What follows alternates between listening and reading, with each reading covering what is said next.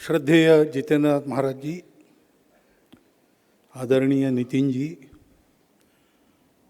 आदरणीय आशीष जी, अरुण जी और मंच पर उपस्थित सभी मित्रगण, उपस्थित सभी कार्यकर्तागण, नागरिक सज्जन, माता भगिनी। नितिन जी ने कहा कि दत्ताजी स्वयंसेवक थे और इसलिए उनके शताब्दी समापन में सरसंघ चालक जी का उपस्थित रहना, लेकिन सरसंघ चालक तो मैं अभी हूँ।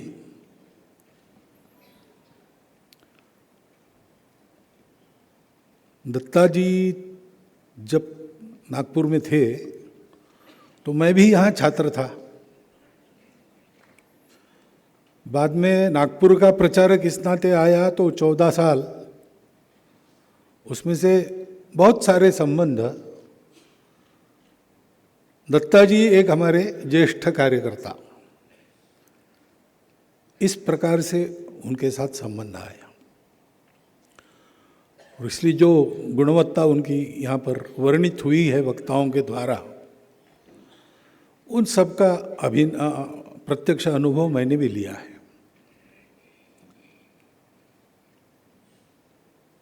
उनके ऊपर जो पुस्तक लिखी गई, आधारवड़ ऐसा उसका नाम, वो अत्यंत समर्पक नाम है।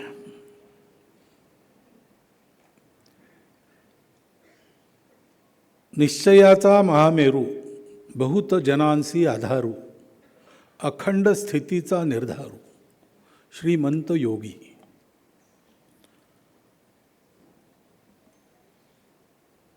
तो ऐसे दो व्यक्तित्व उस समय नागपुर में थे, एक बापूराव जी वराड़ा पांडे, दूसरे दत्ताजी।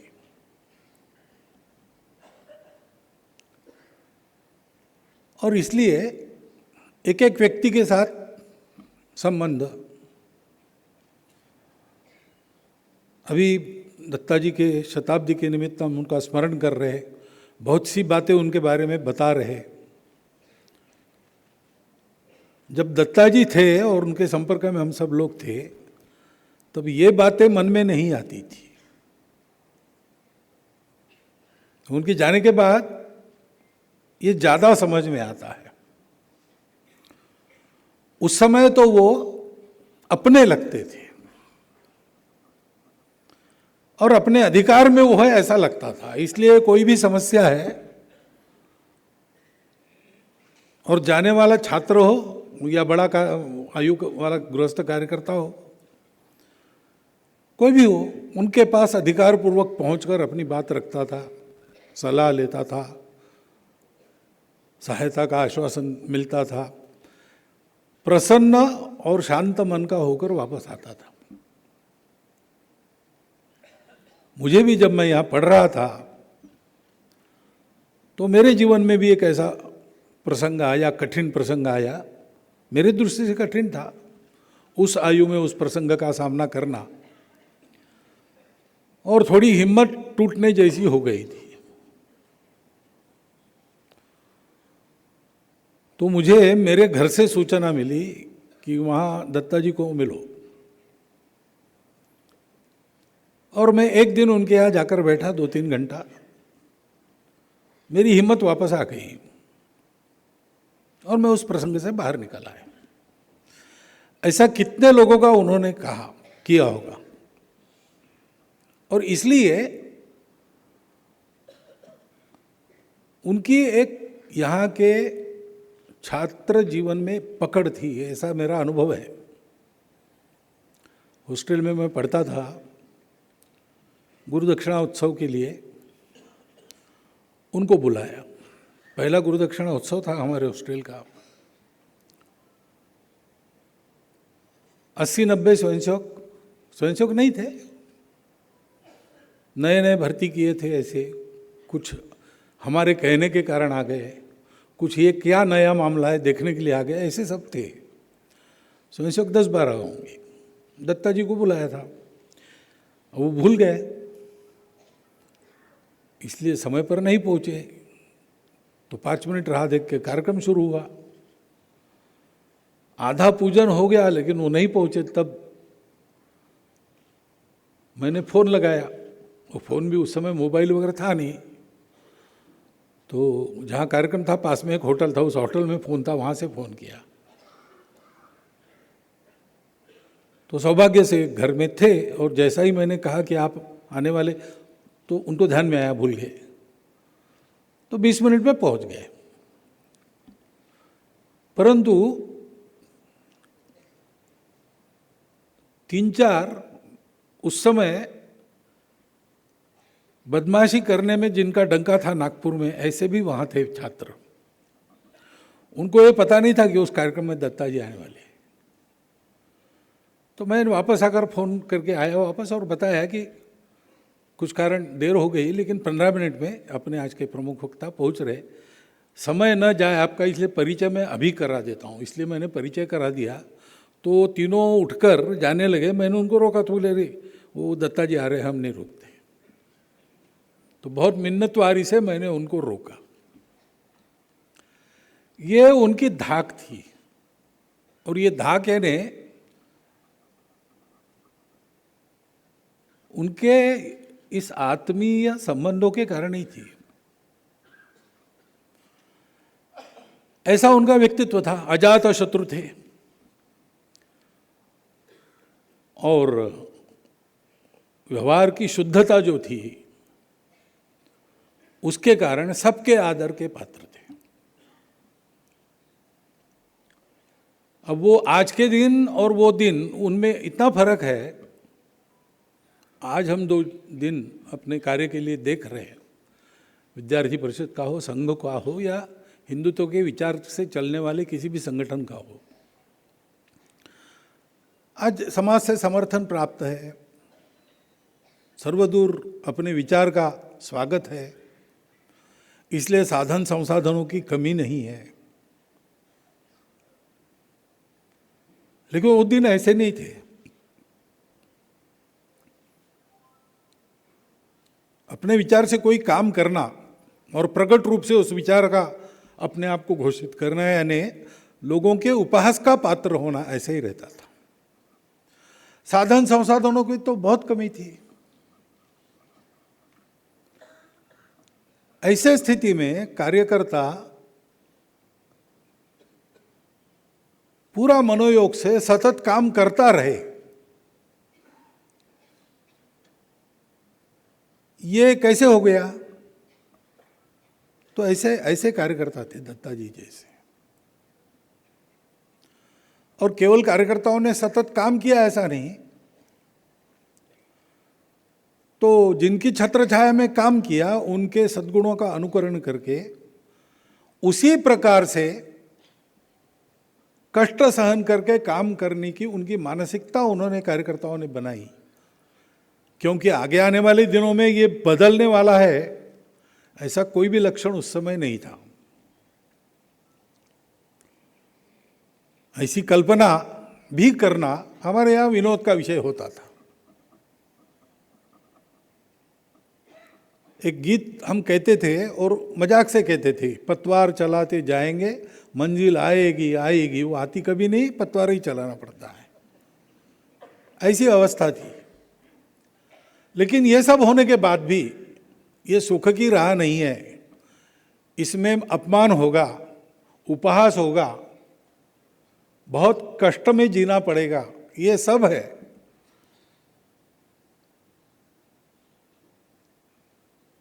लेकिन ऐसा है तो भी काम करना है।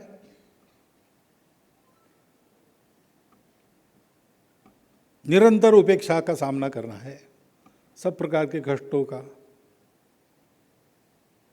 कर्मयोग ही अमुची दीक्षा, सत्वाची प्रतिपदी परीक्षा, विपर्यास छल विपदा निंदा, यातुनी योगाभ्यास, ऐसा उस समय का वातावरण था।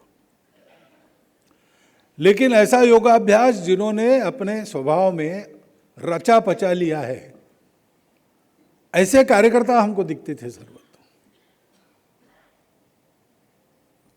और वो अजात शत्रु है, सबके आधार बनते हैं। इतना ही नहीं तो दृढ़ संकल्प है, सब परिस्थितियों में कार्य नहीं छूटता है। बाकी दो बातें कम ज़्यादा करनी पड़ी जीवन में तो करेंगे, लेकिन इस कार्य को कभी नहीं छोड़ेंगे। इस प्रकार का उनका सब कष्ट सहन करके बाना दिखता था।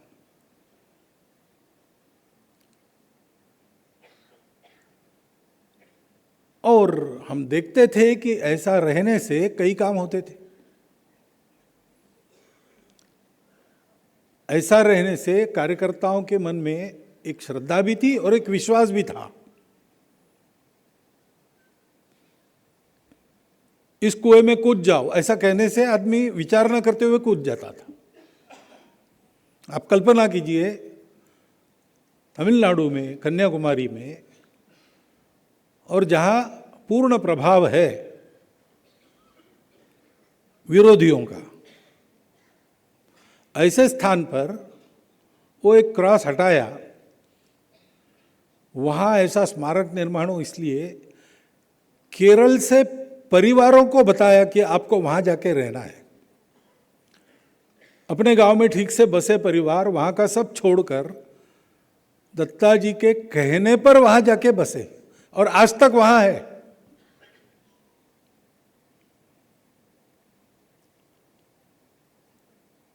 केंद्र बनने के बाद एक बार उनको पूछा गया कि जिसके लिए आप लोग यहां आए थे वो तो काम हो गया, तो अब जाना चाहते हो? तो सबने कहा कि हमको बताया था यहाँ आके रहने के लिए, वो हम काम कर रहे हैं। हम अगर अनुपयुक्त लगते हो तो हमको वापस भेजो, नहीं तो हम तो जो योजना है उसका पालन कर रहे हैं। वहाँ रह गए। वहाँ रहने से उनका भौतिक जीवनमान कुछ अच्छा हो गया वगैरह, ऐसा कुछ नहीं है। उल्टा बहुत साहस से सामना करना पड़ा, लेकिन फिर भी रहे और आज भी है। ये जो शब्दों का सामर्थ्य है, वाणी का सामर्थ्य है, वो जीवन के कारण खड़ा होता है। ऐसी कठिन अवस्था में भी काम करके शून्य से एक सृष्टि को खड़ा करना, ये सामर्थ्य उस चरित्र के कारण, उस दृढ़ संकल्प के कारण। एक जीवन निरंतर चलता है, सब परिस्थितियों में जीवन नहीं बदलता। दिशा बदलती है, ऐसा कभी नहीं होता। दशा बदलती है लेकिन दिशा नहीं बदलती। यह जब दिखता है तो उस विचार के पीछे, उस सत्य के पीछे, उस जीवन के साथ समाज की शक्ति अपने आप खड़ी होती है। और इसलिए दत्ता जी का स्मरण हम कर रहे हैं, अच्छी बात है, परंतु अध्ययन भी करना चाहिए। शताब्दी वर्ष में कार्यक्रमों में हमने स्मरण कर लिया, पुस्तकें प्रकाशित हुई है, उसको एक बार पढ़ लिया और हो गया, ऐसा नहीं है। तो कौन से गुण आवश्यक है इस कार्य को आगे बढ़ाने के लिए, कैसा संकल्प जीवन का आवश्यक है उसकी परिपूर्ति करने के लिए, और किस प्रकार व्यक्तियों को जोड़ते हैं, उनकी योजना करते हैं, उनको संभालते हैं, ये जानना और जानकर अपने जीवन में एक एक चीज परिश्रम से खड़ी करना। क्योंकि ये अपने आप नहीं होता है, किसी के जीवन में ये अपने आप नहीं हुआ। उसके लिए बहुत कठिन शरीर के और मन के परिश्रम किए गए। ये लोकप्रियता के भरोसे नहीं होता, ये साधन संपन्नता के भरोसे नहीं होता। उसके लिए अपना कठोर परीक्षण करते हुए एक एक चीज को ठीक करके आगे बढ़ाना पड़ता है। और दत्ता जी जब थे वो समय कार्य की दृष्टि से अत्यंत प्रतिकूल था, लेकिन वो प्रतिकूलता ही अपने गुणवर्धन के लिए उस काल को अत्यंत अनुकूल बनाती थी। आज हमारा काम और कठिन इसलिए है कि ये अनुकूलता उस हमारे स्वभाव के पोषण के लिए प्रतिकूल है, और उस अनुकूलता में सोच जाना ही पड़ेगा। बाएं दाएं करके जाने का रास्ता नहीं है। वो एक संघ में भूत की गली नाम का खेल होता है। दो पंक्तियों के बीच में एक जवान दौड़ता है, और जो बीच में से दौड़ेगा तो उसके पीठ पर तमाचे लगाएंगे लोग। बाएं दाएं करके जाने की परमिशन नहीं है, वो बीच में से ही जाना पड़ता है। जितने जल्दी जाएगा उतना तमाचे कम पड़ेंगे, ऐसा खेल है। आज हमारे सामने ऐसा ये अनुकूलता की गली है, इसको टाल हम नहीं सकते, क्योंकि ये हमने मांगी नहीं है, ये हम पर डाली गई है समाज के द्वारा। लेकिन इसको झेलते हुए भी अपने आप को अपने शील पर, स्वत्व पर, सत्व पर कायम रखना, इसके लिए जो बाहर से प्रतिकूलता का आधार मिलता था वो आज नहीं है। बाहर से अनुकूलता जन्य प्रतिकूलता है, और इसलिए हमको इसके लिए अधिक परिश्रम करना पड़ेगा। शताब्दी हमने मनाई, और कुछ नित्य चलने वाली बातें भी दत्ता जी के चरित्र व्यक्तित्व के अनुरूप हम करने वाले हैं। यहाँ एक मार्ग को नाम मिलेगा, एक सभागुरु को नाम मिलेगा। वो इसलिए मिलेगा दत्ता जी की स्मृति रहे, वो तो ठीक है। वे नाम नहीं देते तो भी उनके जीवन के कारण उनकी स्मृति रही थी, परंतु एक 2-3 पीढ़ी निकल जाने के बाद वो स्मृति अपने आप नहीं आती। पुस्तकें है लेकिन सब लोग नहीं पढ़ते। लेकिन जो उल्लेख हुआ लंबी छाया किसकी है, वो लंबी छाया क्यों पड़ती है? वो चरित्रों के कारण नहीं पड़ती, तो तेजोमय प्रतिबिंब तुम्हारे स्वयं सिद्ध अगणित निकले हैं। डॉक्टर हेडगेवार हो गए, क्या ये विश्वास रखने लायक बात है आज के ज़माने में? ऐसा कोई व्यक्ति हो गया, लेकिन विश्वास रहता है क्योंकि वैसा ही चलने वाले और अधिक लोग हैं। 5वीं पीढ़ी तक है। तो पहले के भी ऐसा था, आजकल संभव नहीं, ऐसा विचार ही मन में नहीं आता। जो लोग वैसे समाज की दृष्टि से सारा वर्णन समाज सुनता है तो उनको अलौकिक मानता है, लेकिन अलौकिक होकर भी लोगों के प्रति वो लौकिक ही दिखते थे। दत्ता जी के पास जाते थे तो कोई ऐसा महापुरुष सामने बैठा है वगैरह ये रहता ही नहीं था। 50% हमारी नासमझी थी, परंतु 50% निश्चित अब उन्होंने अपना रूप ऐसा नहीं रखा था।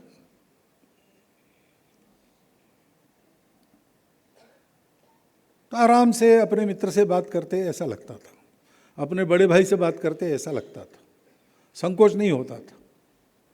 जो कहा जाता है वो स्वीकार योग्य है ही, ये मन पहले ही बनना रहता था। ऐसे लोग अभी तक होते रहे हैं, इसलिए हमारे लोगों का, समाज का ऐसे हो सकता है, इस पर विश्वास है। और जब तक वो विश्वास है तब तक ऐसे होने का दरवाजा खुला है। अब आगे भी ये दरवाजा खुला रखना, ये दायित्व हमारा होता है। और इसलिए हमको शताब्दी के समापन को अपने संकल्प युक्त प्रयासों का आरंभ मानकर चलना पड़ेगा।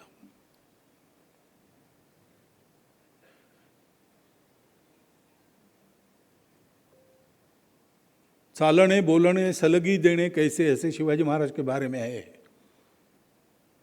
कैसे हम याद करें कि वो कैसे थे? जिन्होंने देखा है उनसे बैठकर जाने, उनकी छत्र छाया में पले हुए कार्यकर्ताओं का जीवन देखें, उन्होंने उनसे क्या लिया है अनुकरण में, उनको पूछे, और हम तय करें कि एक एक चीज अपने जीवन में लाने के लिए हम परिश्रम करेंगे। अपनी शताब्दी होगी, हो, कोई हमारा स्मरण करे, ये तो अपेक्षा उन लोगों की बिल्कुल नहीं थी, दत्ता जी की बिल्कुल नहीं थी।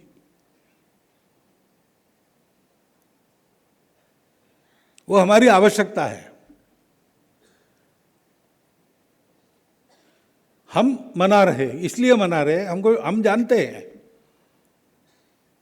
कि उनकी अपेक्षा नहीं है, परंतु हमारे लिए आवश्यक है उनको स्मरण करना, उनका अनुकरण करना, अनुसरण करना। उसका संकल्प लेने का आज का दिन है। वर्ष भर हमने उनकी यादें, उनके स्मरण फिर से खोद कर निकाल कर अपने लिए जागृत किए, पुस्तक रूप में हमारे सामने हाथ में आएंगे। जिन्होंने देखा है उनकी बातचीत से हमको पता चलेगा। परंतु उसके आधार पर हमको हमारे जीवन को वैसा करना है। दशा बदली है कार्य की, समाज की स्थिति बदली है, लेकिन हमारी दिशा नहीं बदलनी चाहिए। उस दिशा पर अडिग चलते हुए और साथ में लोगों को ले जाते हुए जो कदम दिखेंगे, उसके आधार पर पीछे से आने वाले कदम भी उसी दिशा में जाएंगे।